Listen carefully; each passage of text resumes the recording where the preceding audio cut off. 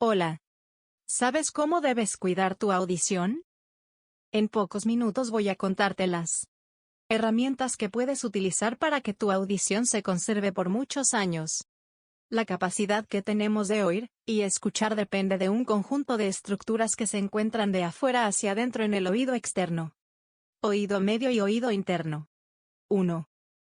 Las ondas sonoras entran al oído externo a través de un pasaje estrecho llamado conducto auditivo, que llega hasta el tímpano. 2. El movimiento de las ondas sonoras hace que la membrana del tímpano vibre y a la vez transmita estas vibraciones a 3 huesecillos diminutos del oído medio. Estos huesecillos se llaman martillo, yunque y estribo. 3. Los huesecillos del oído medio amplifican o aumentan las vibraciones de sonido, y las envían a la cóclea en el oído interno. La cóclea tiene forma de caracol y está llena de líquido. Además, la cóclea tiene una membrana elástica a lo largo de su estructura que la divide en 2 secciones, superior e inferior. Esta membrana es conocida como membrana basilar porque sirve de base para estructuras clave del sistema auditivo. 4. Una vez que las vibraciones llegan hasta el líquido dentro de la cóclea, se forman ondas que viajan a lo largo de la membrana basilar.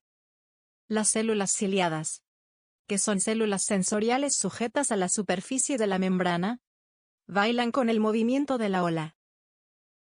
Las células ciliadas cerca de la parte ancha de la cóclea detectan sonidos de tonos más altos, como el llanto de un bebé. Las células ciliadas cerca del medio detectan sonidos de tonos más bajos, como el ladrido de un perro grande. 5. Al moverse las células ciliadas hacia arriba y hacia abajo, unas proyecciones microscópicas parecidas a cerdas, más conocidas como estereocilios, que se encuentran encima de las células ciliadas, se topan con una membrana sobresaliente y se inclinan. Esta inclinación hace que se abran unos canales que parecen poros, los cuales están en las puntas de los estereocilios. Cuando esto sucede, ciertas sustancias químicas entran en las células, generando así una señal eléctrica. 6. El nervio auditivo lleva esta señal eléctrica al cerebro, que la convierte en sonidos que podemos reconocer y entender.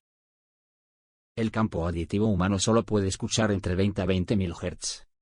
Entre 60 a 70 decibeles logramos tener una conversación normal.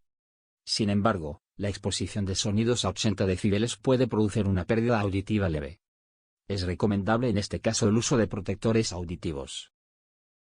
La exposición a sonidos de 85 decibeles diariamente provoca una pérdida auditiva moderada a severa. Y a más de 90 decibeles la pérdida de la audición puede ser permanente. Por lo tanto, la primera recomendación es alejarse del ruido y en caso de estar expuesto laboralmente, hacer mediciones higiénicas para establecer controles ambientales y elementos de protección personal adecuados.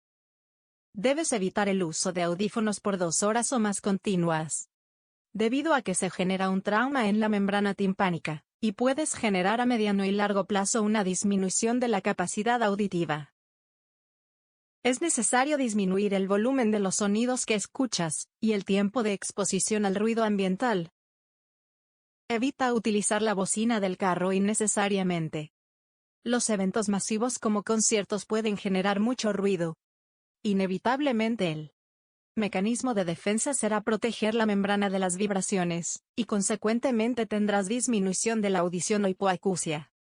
Cuando laboralmente estás expuesto a ruido de más de 80 decibeles, deberás utilizar protectores auditivos adecuados para evitar la lesión de las estructuras del oído medio e interno. Si tu trabajo incluye uso de diadema constante para atención de llamadas, deberás utilizar el audífono por turnos entre el oído derecho y el izquierdo, con el fin de disminuir el trauma en ambas membranas timpánicas y equilibrar las presiones del oído medio. Siempre que a nivel ocupacional la exposición al ruido sea de alta frecuencia o continua de baja frecuencia, se deberá realizar audiometría periódica, para evaluar la función y evitar la pérdida de la audición.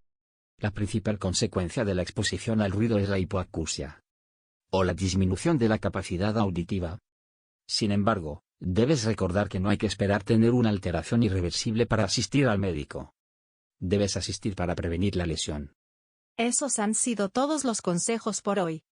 Recuerden que el autocuidado es la mejor forma de prevenir daños a futuro. Gracias por su atención. Los esperamos en una próxima.